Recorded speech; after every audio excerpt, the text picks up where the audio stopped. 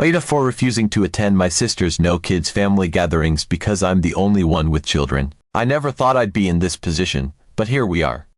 I'm the only one in my family with kids to young ones, ages 4 and 6. My siblings don't have children, and my parents are retired, so I've always been the odd one out in that sense. But that never mattered before. My kids were always included in family events, and they loved spending time with their aunts, uncles, and grandparents. I've always felt grateful that we could all come together, especially during holidays, to make those memories. Recently, though, things have taken a turn I never saw coming. My sister, Jenna, just moved into a new house, a beautiful, spacious place she's been dreaming about for years. She had been talking about it for ages, saving up, planning every little detail, and finally, earlier this year, she found the perfect spot. It's one of those sleek, modern homes you see in magazines, with big windows, stylish furniture, and a backyard that's practically designed for hosting garden parties. Jenna's always been the organized, meticulous one in the family. Growing up, her room was immaculate, and everything in her life has always had to be just so. She was the type to color-code her school notes, plan vacations down to the minute, and even had a spreadsheet for her grocery shopping. So when she finally got this new house, none of us were surprised to see it reflected her personality perfectly.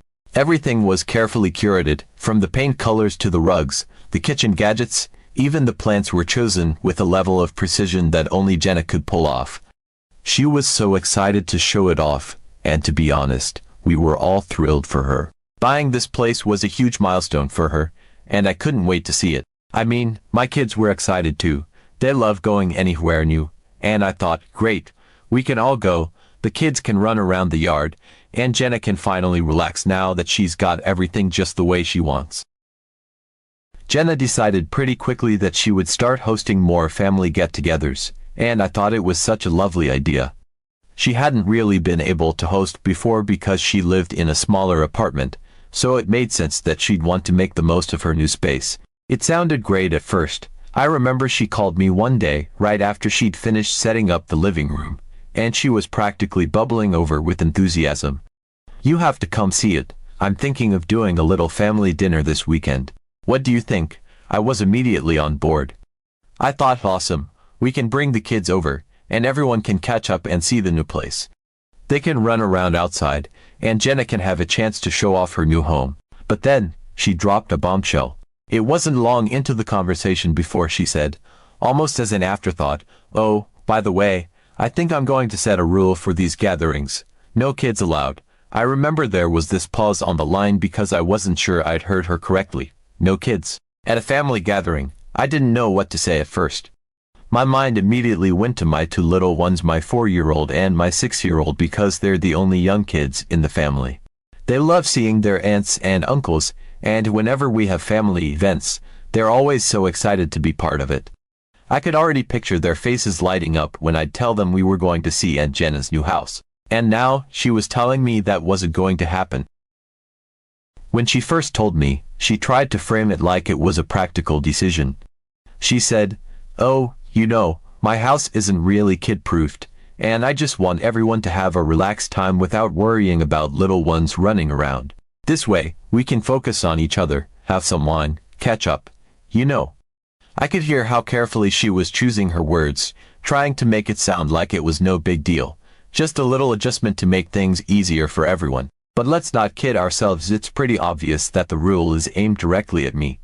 My kids are the only young ones in the family, so this no kids rule is essentially a know your kids rule. I was trying to process what she was saying, but all I could think was how this would affect my kids. It felt like a slap in the face, like she was saying that my children weren't welcome in her new, perfect life. It hurt because it came out of nowhere. We've always been a close-knit family, and there was never any indication before that my kids were anything but a joy at these gatherings. Sure, they're kids, they run around, they get loud, they spill things sometimes, but that's what kids do. I never thought that would be a problem, especially not for Jenna, who's always been so close to them. I mean, she's their aunt. She's supposed to love them and want to be part of their lives. I kept waiting for her to say something that would make it make sense. But she just kept talking about how this was going to make things more enjoyable for everyone, she mentioned how she didn't want to have to worrying about fragile things getting knocked over or someone getting hurt. As if my kids are some kind of mini destroyers who go around causing chaos wherever they go. It felt so unfair, and I honestly didn't know how to respond. I think I managed to mumble something about how I thought it would be nice for the kids to see the new place too, but she brushed it off. Oh, they can come by another time. We can plan something special for just them later, she said, like that would somehow make it okay. But it's not okay, it's never been okay to exclude them, and it's especially not okay now. We're talking about family dinners, holidays, the kind of gatherings that are supposed to be about bringing everyone together, not setting up rules about who gets to be there and who doesn't. I don't understand how she could be so casual about it, as if she wasn't actively making the choice to cut my kids out of these moments. I kept thinking, this is your nephew and niece, they love you. Why would you want to make them feel like they don't belong? I could barely process what she was saying, but I managed to tell her that if my kids weren't invited, I wouldn't be attending either. She looked genuinely shocked, like it hadn't even occurred to her that I might take issue with this. She said I was being unreasonable and overreacting, and that it's just for a few hours. According to her, everyone can use a little break from the chaos, but here's the thing, my kids are my family. To me, a family gathering without my kids isn't a real family gathering. I tried to explain to her why it hurt so much. I told her how much my 6-year-old adores these get-togethers. He talks about seeing his aunts, uncles, and grandparents for days leading up to any event. The thought of him finding out he's been excluded, of him asking why he can't go, absolutely breaks my heart. He's such a sweet, sensitive boy, and I don't want him growing up feeling like he's not important to his own family. I could already picture his little face crumpling when he hears that he's not welcome. What am I supposed to say to him? That he's too inconvenient for his aunt's new fancy house? Jenna brushed off my concerns and said I was making a big deal out of nothing. She said she just wanted to create a relaxed, adult atmosphere and that it was no different than when we all used to go out to bars or clubs before you had kids. I couldn't believe she was comparing this to a night out. I'm sorry, but no. This isn't some casual get-together where a bunch of us decide to hit a bar and catch up over drinks. This is a family dinner. It's Thanksgiving. It's Christmas. These are times when we're supposed to come together as a family, to share meals, make memories, and enjoy each other's company, not carve out who is and isn't welcome based on who fits into some idea of a relaxed setting. Am I just supposed to leave my kids at home every time? How can she not see how hurtful this is? Jenna acted like I was overreacting, but I don't think she understands the gravity of what she's asking. I'm a mom. My kids are an extension of me. When I show up at family events, they show up with me because we are a package deal. The idea that I'm supposed to just drop them off somewhere so I can sit in her pristine living room sipping wine while pretending that everything is fine, it doesn't sit right with me. The fact that she doesn't see how excluding my kids would make me feel uncomfortable makes me think she doesn't fully appreciate what it means to be a parent. I can't just compartmentalize my life like that. I can't pretend to be okay with it because it isn't okay. What's worse is that the rest of my family has taken her side. It's like I'm the only one who sees a problem here. My parents are retired and spend a lot of time traveling, visiting friends, and enjoying their freedom. They don't have grandkids from my siblings yet, so they don't really understand what it's like to juggle parenthood with staying connected to family. They said, it's just for a few hours. Can't you leave the kids with a sitter? You and Nate could use some adult time. That's when I started to feel this pit of frustration growing in my stomach.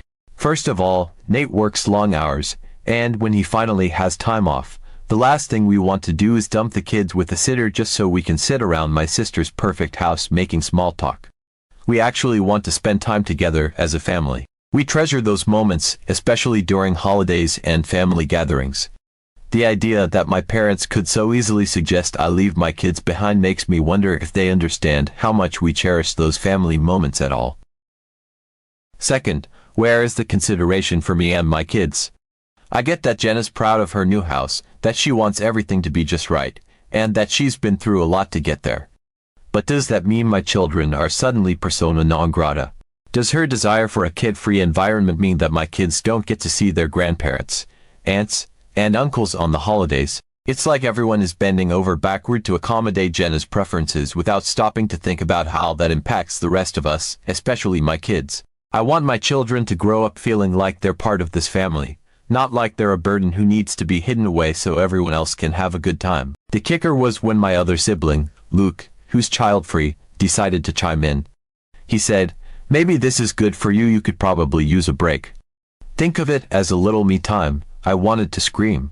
Oh, great advice coming from someone who's never had to wrangle to small kids and try to keep them entertained while also keeping them connected to their extended family. It felt so dismissive, like my situation and my feelings just didn't matter. Luke's life is his own. He doesn't have to think about packing snacks, making sure there are extra clothes in case of spills, or dealing with a meltdown in the middle of a family gathering. He doesn't have to answer endless questions about why we're going somewhere, how long we're staying, and when we can go home. He has no idea what it's like to be constantly on because when you have kids, you can't just switch off. What really worries me is how this could affect my kids in the long run. My 4-year-old is still too young to understand the nuances of these situations, but my 6-year-old definitely isn't. He's such a sensitive, perceptive kid, and he's already so in tune with the family dynamics. He looks forward to family events more than anything. Every time we mention seeing his aunts, uncles, or grandparents, his face lights up, and he starts planning all the games he's going to play, the stories he'll share, and the questions he'll ask. He loves being part of the conversation, even if he's just chattering away about his latest Lego creation, or how he got a gold star in school that week. The thought of him finding out that he's not welcome at these family gatherings breaks my heart. He's old enough to notice when things change, and if he starts to feel like he's being left out or not wanted, I'm scared it could drive a wedge between him and his extended family. Kids are more perceptive than we give them credit for, and he'll remember it. I can already imagine the questions. Why can't I go to Aunt Jenna's house? Why don't they want me there? How am I supposed to answer that without making it seem like there's something wrong with him? I don't want him to grow up feeling like he's the odd one out, the kid who doesn't get to be part of the family just because he's a little boy who wants to be included. That kind of feeling sticks with you, and it's not something I ever want him to carry. He's such a sweet, loving child, and I know he adores his family. He always makes little cards for everyone on holidays, draws pictures of all of us holding hands, and he's constantly asking when he'll see his grandparents or play with Uncle Luke again. It's those little things that make it clear how much being part of the family means to him. He looks up to all of them, and the idea that he might start to feel like he's not really part of that, like he's just a tag-along who doesn't quite fit, is devastating to me. I don't want him to see himself as an afterthought. It's not fair for him to feel like he's only welcome when it's convenient for the adults, as if his presence is a disruption rather than a joy. After that conversation with Jenna, I decided to stick to my guns. I told her flat out that if my kids aren't invited, then I'm not coming either. I thought maybe she'd understand where I was coming from, or at least be willing to compromise, but she didn't take it well at all. She accused me of trying to guilt trip her and said I was making it all about me, which felt like a slap in the face. She said I was being unreasonable and blowing things out of proportion, and she even hinted that I was ruining the vibe she was trying to create in her new home. That hurt a lot. I didn't want this to turn into a fight, but I'm not going to budge on this. Family is supposed to be inclusive, not exclusive. It shouldn't be about setting conditions on who gets to be there based on how much they disrupt your idea of a perfect evening. The part that really stung was when she said I was ruining the vibe of her new home. I mean, what does that even mean? Does she think my kids are going to show up and start tearing the place apart? I get that her house is new, and she wants to keep everything looking nice, but they're not wild animals. They're just kids. They get excited, they play, they sometimes spill juice, but they're not going to break her precious decor just by being there. The way she talked about it made it sound like my children were some kind of nuisance that she had to tolerate rather than the people she's supposed to love and want to include. It felt so cold, like she'd already made up her mind that her aesthetic and her vision for these gatherings were more important than making sure the whole family could be together. Now my parents are calling me, asking me to cut her some slack because she had a tough time buying her house, like that somehow justifies excluding my kids. They keep bringing up how hard she worked, how stressful the whole process was, and how she just wants to relax and enjoy her new space. I understand that Jenna's been through a lot with the move. Buying a house is a huge deal, and I know she's proud of what she's accomplished, but why should my children have to pay the price for that? Why should they be made to feel like they're not part of the family just because she wants everything to be adult and perfect? My parents don't get it. They've always been able to come and go as they please without the responsibility of kids. They're at that stage in their lives where they're enjoying retirement, traveling, and doing whatever they want without having to think about nap times, bedtimes, or whether there's enough room in the car for a stroller. I think part of it is that they just want to keep the peace. They're not the ones who have to look into the eyes of a child who feels rejected. They're not the ones who have to explain why family time doesn't include them anymore. It feels like everyone is more concerned with making sure Jenna is happy and that her new house remains exactly the way she wants it, rather than considering how this decision affects the rest of us, especially my children. I get that she's excited and proud of her space, but is it really worth making my kids feel like they don't belong? Is that really what family is supposed to be about? It just feels so wrong, and I can't believe I'm the only one who sees it that way. Am I AITA because I don't want to go to family gatherings without kids? Update. The next big family gathering was Thanksgiving, and as much as I dreaded it, I knew it was going to be at Jenna's house. After our last conversation, I was expecting her to try and make amends, maybe propose a compromise, but no. Instead, a week before Thanksgiving, I got a text from her with all the details, date, time, and directions to her place, as if I didn't already know how to get there. At the very end of the message, she tacked on a reminder, "Please remember, this is a kid-free event. Let's keep it relaxed and enjoyable for everyone." I stared at that text for what felt like an eternity, feeling my stomach twist into knots. She couldn't have been clearer, and it stung just as much as it did the first time. It was as if she was saying, "I've decided your kids don't fit into my idea of what this family should look like, and that's that." I thought about not going, just boycotting the whole thing like I said I would, but then I thought about my kids. I thought about how much they love Thanksgiving, how they'd been asking about it for weeks, and how excited they got whenever we mentioned family gatherings. I could see their little faces lighting up at the thought of seeing their grandparents and uncles eating all the special foods, and playing with their cousins. And I thought, why should they be punished because my sister wants to pretend she's running some exclusive club? I wrestled with what to do all week. Part of me wanted to stand my ground, to show Jenna that I wasn't going to be pushed around, but another part of me was terrified of causing a scene. I hated the idea of making things awkward, but I hated the idea of my kids missing out even more. So, on Thanksgiving Day, I made a decision. I was going to go to that dinner, and I was bringing my kids with me. I didn't tell Jenna. I didn't tell my parents. I didn't even tell Nate, who had to work that day and couldn't make it. I just packed up my kids, loaded them into the car, and drove to my sister's house, praying that I wasn't making a huge mistake. When we pulled up to Jenna's house, I could already see the cars lining the driveway and spilling out onto the street. Everyone was there. My parents, Luke, a couple of our cousins, pretty much the whole family had shown up, and I had no doubt they'd all gotten the same kid-free reminder that I did. I took a deep breath, unbuckled my kids, and walked up to the door. My heart was pounding so hard I thought it might burst out of my chest, but I just kept telling myself that I was doing the right thing. This was Thanksgiving, a family holiday, and I wasn't going to leave my kids out in the cold because Jenna thought they might cramp her style. As soon as we walked in, I could feel the atmosphere shift. People's faces lit up when they saw my kids. My mom was the first to come over, practically squealing as she bent down to hug them. My dad wasn't far behind, ruffling my son's hair and asking him how he'd been. Even Luke, who had made that snide "you could use a break" comment, looked genuinely happy to see them, cracking a joke about how he could already smell the chaos of a typical kid's Thanksgiving. For a moment, it felt like everything was fine, like we were just a normal family getting together for the holiday, and I could breathe again. But then I saw Jenna. She was standing by the kitchen doorway, and the second she caught sight of my kids, her whole demeanor changed. Her smile faded, her posture stiffened, and I knew she was angry. She didn't say anything right away, just watched as my kids ran off to say hello to everyone, but I could see her jaw tighten, and I knew what was coming. Sure enough, a few minutes later, while I was helping my daughter take off her coat, Jenna appeared beside me and asked if we could talk.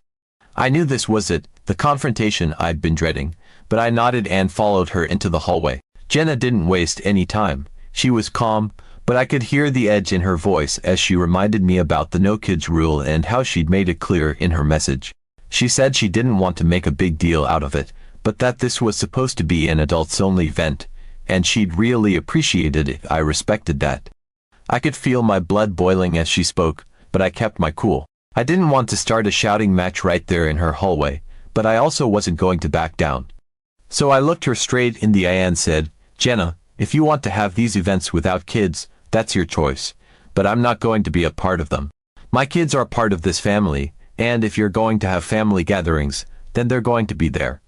If that means I can't come, then I won't, but I'm not going to leave them behind so you can have your perfect evening." She didn't know what to say to that. She just stared at me, like she couldn't believe I'd had the nerve to stand up to her, and I could see her struggling to find the right words. For a moment, I thought she was going to tell me to leave, but then she just sighed, like she was giving up, and said, "Fine, but this isn't how I wanted things to go." I didn't respond. I just turned and walked back to the living room, where my kids were already happily playing with some old toys my parents had brought. The rest of the evening went smoother than I could have hoped. My kids settled in quickly, running around, talking to everyone, and generally just being their normal, exuberant selves. And you know what? Nobody else cared about Jenna's rule. Nobody looked annoyed or uncomfortable. If anything, they seemed to be having a better time because the kids were there. My mom kept sneaking them extra pieces of turkey, and my dad was telling them stories about the old days while they listened with wide eyes. Even Luke got in on the action, teaching my son how to make a little fort out of the couch cushions, and for a while, it was like nothing had changed. It was exactly what I'd hoped for, a real family Thanksgiving, with everyone together. Jenna kept her distance for most of the night. She stayed in the kitchen, busying herself with food prep and making sure everything was perfect, but I could see her glancing over at the kids from time to time, like she was trying to figure out why nobody else seemed to mind that they were there. I half expected her to come over and make another comment, but she didn't. She just let it go, and by the time we all sat down for dinner, it was clear that the whole no kids rule had become a non-issue. I wasn't going to apologize for bringing my kids, and I wasn't going to let anyone make them feel like they didn't belong. I don't know what's going to happen at Christmas, or the next family gathering after that. Maybe Jenna will try to enforce her rule again, or maybe she'd back down. But I know one thing, I'm not going to change how I handle this. My kids are part of this family, and they deserve to be there just as much as anyone else.